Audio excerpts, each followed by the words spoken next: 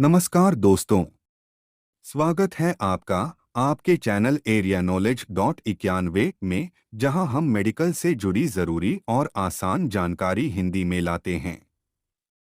मैं हूं NK आर्या और आज हम जानेंगे आज का टॉपिक मेडिकल बेसिक नॉलेज के बारे में, वो भी एकदम सरल भाषा में।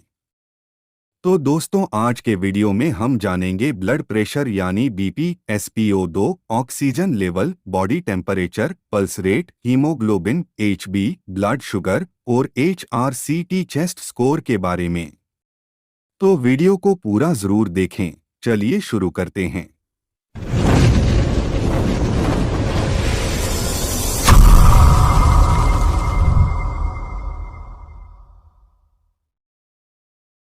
तो दोस्तों, सबसे पहले हम ब्लड प्रेशर के बारे में जानते हैं।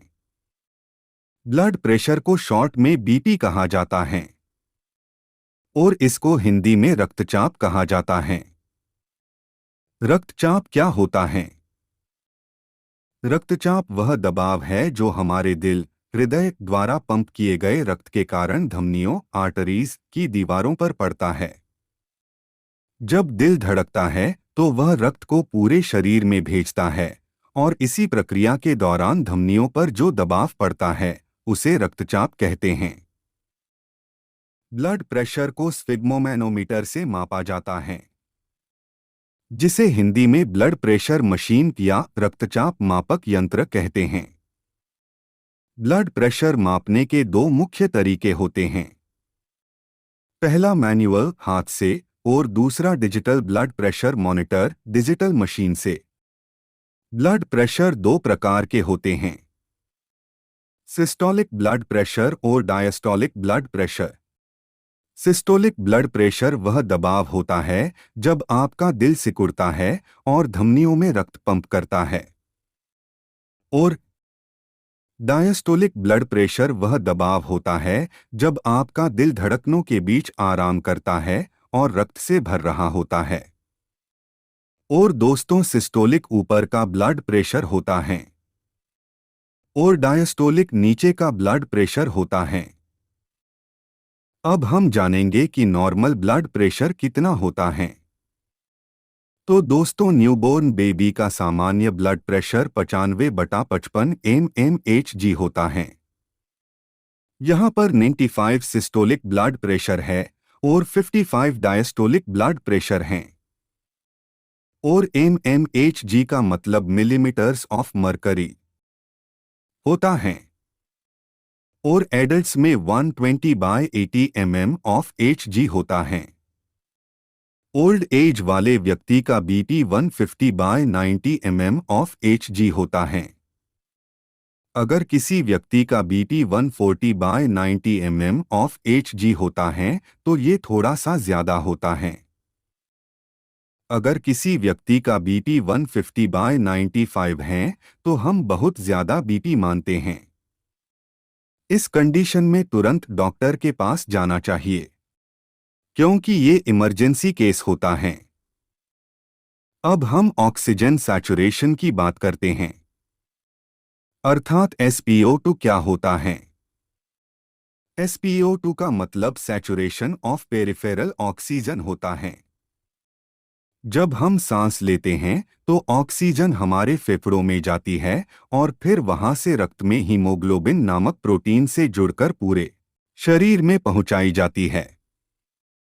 SpO2 प्रतिशत में यह बताता है कि हीमोग्लोबिन के कितने हिस्से ऑक्सीजन से जुड़े हुए हैं।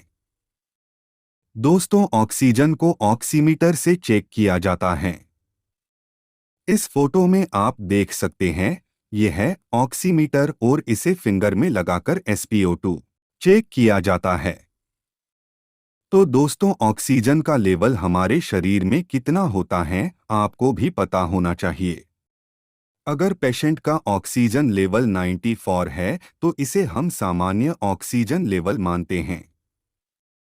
अगर दोस्तों किसी पेशेंट का ऑक्सीजन लेवल 95 से 100 है तो उस पेशेंट का ऑक्सीजन लेवल बहुत अच्छा होता है। और ऑक्सीजन लेवल 90 से 93 होता है तो उस पेशेंट का ऑक्सीजन लेवल थोड़ा कम होता है, अर्थात नॉर्मल नहीं होता है। अगर किसी पेशेंट का ऑक्सीजन लेवल 90 या 90 से कम है तो उस पेशेंट का ऑक्सीजन लेवल बहुत कम हो चुका है और उस पेशेंट को डॉक्टर की सलाह से उसे एडमिट हो जाना चाहिए। तो दोस्तों, अब हम बॉडी टेम्परेचर के बारे में बात करते हैं, अर्थात हमारे शरीर का नॉर्मल तापमान कितना होना चाहिए। दोस्तों, बॉडी टेम्परेचर उस गर्मी को कहते हैं जो हमारे शरीर के अंदर प्राकृतिक रूप से बनी रहती है ताकि हमारे अंग ऑर्गन्स सही तरीके से काम कर सकें। यह शरीर के स्वास्थ्य का एक महत्वपूर्ण संकेत इंडिकेटर होता है। दोस्तों, बॉडी टेम्परेचर को हम लोग थर्मामीटर से मापते हैं। इस डायग्राम में देख सकते हैं कि ये डिजिटल थर्मामीटर हैं जिससे बॉडी टेम्परेचर मापते हैं।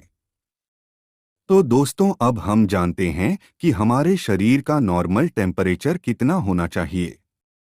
अगर किसी व्यक्ति का बॉडी टेम्परेचर 92 से 98.6 डिग्री तक होता है तो उस व्यक्ति का नॉर्मल बॉडी टेम्परेचर माना जाता है। अगर किसी व्यक्ति का बॉडी टेम्परेचर 99.0 डिग्री हो तो उस व्यक्ति का बॉडी टेम्परेचर थोड़ा ज्यादा माना जाता है और उस व्यक्ति को थोड़ा बुखार भी हो सकता है। और दोस्तों, अगर बॉडी टेम्परेचर 100 से 102 डिग्री के बीच है तो उस व्यक्ति को बहुत ज्यादा टेम्परेचर माना जाता है और उस व्यक्ति को बहुत ज्यादा बुखार हो सकता है। तो दोस्तों, अब हम हार्ट रेट या पल्स रेट के बारे में जानते हैं। सबसे पहले जानते हैं कि हार्ट रेट क्या है। हार्ट रेट को हिंदी में हृदय की गति कहा जाता है। जब हमारा दिल धड़कता है तो वह शरीर में खून पंप करता है। 1 मिनट में दिल कितनी बार धड़कता है उसी को हम हार्ट रेट कहते हैं। अर्थात हार्ट रेट या पल्स रेट हमारे दिल के प्रति मिनट धड़कन की संख्या होती है। इस डायग्राम में आप देख सकते हैं कि पल्स रेट महसूस करने के लिए हाथ का दूसरा और तीसरा अंगुली गर्दन पर रखकर महसूस किया जाता है और दूसरा वाली डायग्राम में एक हाथ की दूसरी और तीसरी अंगुली दूसरे हाथ के कलाई के अंदर वाले भाग पर रखा जाता है। यह पर हम लोग अंगुली को रखकर पल्स रेट महसूस कर सकते हैं। हमारे शरीर में नॉर्मल पल्स रेट 72 बिट्स पर मिनट होता है। अगर आपका दिल 1 मिनट में 72 बार धड़कता है तो आपकी heart rate 72 beats per minute BPM है और इसे बहुत अच्छा माना जाता है। अगर आपका 60 से 80 बिट्स पर मिनट है तो इसे थोड़ा कम माना जाता है और अगर आपके शरीर का पल्स रेट 90 से 120 प्रति मिनट है तो इसे बढ़ा हुआ माना जाता है। हार्ट रेट 40 बीपीएम से कम या 120 बीपीएम से ज्यादा हो और चक्कर, कमजोरी, घबराहट हो तो डॉक्टर से संपर्क करें। दोस्तों, अब हम जानते हैं ब्लड शुगर के बारे में। ब्लड शुगर यानी रक्त शर्करा हमारे खून में मौजूद ग्लूकोज की मात्रा को कहते हैं। ग्लूकोज हमारे शरीर की ऊर्जा एनर्जी का मुख्य स्रोत होता है और यह हमें खाने में मौजूद कार्बोहाइड्रेट से मिलता है। शरीर की हर कोशिका को ऊर्जा चाहिए होती है जो ग्लूकोज से मिलती है। तो दोस्तों, हमारे शरीर में कितनी ब्लड शुगर होनी चाहिए? हमारे शरीर में शुगर 2 टाइम पर डिपेंड करता है। पहला होता है फास्टिंग मतलब खाना खाने से पहले और दूसरा होता है पीटी अर्थात पोस्ट प्रैंडायल जो खाना खाने के बाद होता है। ब्लड शुगर जांचने के लिए ग्लूकोमीटर का उपयोग किया जाता है। दोस्तों, अगर आप खाना खाने से पहले शुगर टेस्ट करवाया है तो उसका नॉर्मल रेंज 70 से 100 मिलीग्राम पर डीएल होती है। यहाँ पर डीएल का मतलब डिसिलीटर होता है। और दोस्तों, अगर आप खाना खाने के बाद में शुगर टेस्ट करवाया है तो उसका नॉर्मल रेंज 70 से 140 एनजी पर डीएल होता है। अगर आपका फास्टिंग शुगर 125 से ज्यादा है तो आपको शुगर या डायबिटीज हो सकता है। जब खून में ग्लूकोज की मात्रा सामान्य से अधिक हो जाती है तो उसे हाइपरग्लाइसीमिया कहते हैं। और जब खून में ग्लूकोज की मात्रा बहुत कम हो जाती है तो उसे हाइपोग्लाइसीमिया कहा जाता है। अब हम हीमोग्लोबिन के बारे में जानते हैं। इसे शॉर्ट में HB भी कहा जाता है। हीमोग्लोबिन एक प्रकार का प्रोटीन होता है जो हमारे रेड ब्लड सेल्स में पाया जाता है। इसका मुख्य कार्य शरीर के सभी भागों तक ऑक्सीजन पहुंचाना और कार्बन डाइऑक्साइड को वापस फेफड़ों तक लाना है। हीमोग्लोबिन के कारण हमारे शरीर में बहुत सारी बीमारियां हो सकते हैं, इसलिए है हमारे शरीर को स्वस्थ रखने के लिए हीमोग्लोबिन बहुत जरूरी होता है। हीमोग्लोबिन मेल और फीमेल में अलग अलग क्वांटिटी में होता है। मेल में हीमोग्लोबिन की नॉर्मल वैल्यू 13.5 से 17.5 ग्राम पर डीएल होता है और फीमेल के हीमोग्लोबिन की नॉर्मल वैल्यू 12.5 से 15.5 ग्राम पर डीएल होता है। अब हम रिस्पायरेशन रेट के बारे में जानते हैं। रिस्पायरेशन रेट को हिंदी में श्वसन दर कहा जाता है। रिस्पायरेशन रेट हमारे शरीर की वह रेट होती है जिससे हम 1 मिनट में नाक के द्वारा कितनी बार सांस लेते हैं, उसी को हम रिस्पायरेशन रेट कहते हैं।